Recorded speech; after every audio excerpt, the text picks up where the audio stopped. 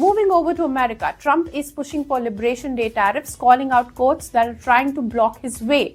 He says that if courts stop his administration from imposing these tariffs, it will lead to America's economic ruination and other nations will hold America hostage. Now, there are two ways that he can still stick to his plan. He imposes 15% tariffs for 150 days on countries to address concerns about the balance of trade as per laws.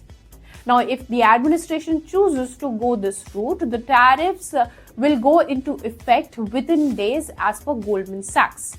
As per the firm, the second way is that Trump might turn to the untested part of 1930 trade law that allows him to impose tariffs up to 50% on imports from countries that discriminate against the US.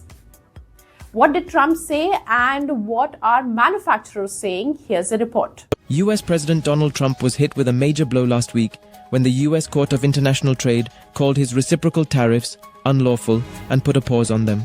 However, later the appeals court halted the New York court's order. The court has said that it wants to hear what the Trump administration has to say. Now this case may go to the Supreme Court. Meanwhile, Trump has warned that if courts stop his administration's tariffs, it could lead to America's economic ruination.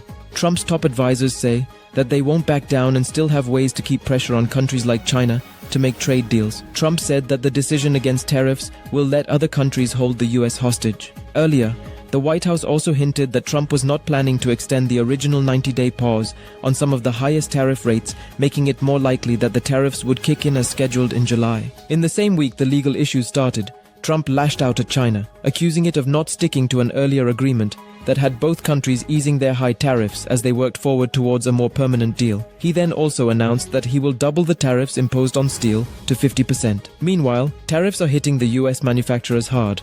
They have warned that Trump's trade war is hitting production and is also pushing the dollar's value down. The greenback suffered a fresh sell-off after the closely watched ISM survey of the manufacturing sector signaled a third monthly decline in output in a row. The ISM Purchasing Managers Index fell to 48.5% in May, which signals a contraction. Manufacturers in the US say that suppliers are passing through tariffs at full value to them, and many companies have also struggled to keep a track of rapid reversals in trade policy. Trump has gone back and forth on his tariff decisions 21 times since February 2025. The dollar index has fallen over 8.5% since the start of 2025 and 7.9% in the past 3 months. As per the Organization for Economic Cooperation and Development, the world economic growth will drop to 2.9% in 2025 and 2026 from 3.3% in 2024 and 3.4% in 2023 due to Trump's trade policies. In fact, it projected US economic growth to slow to 1.6% in 2025,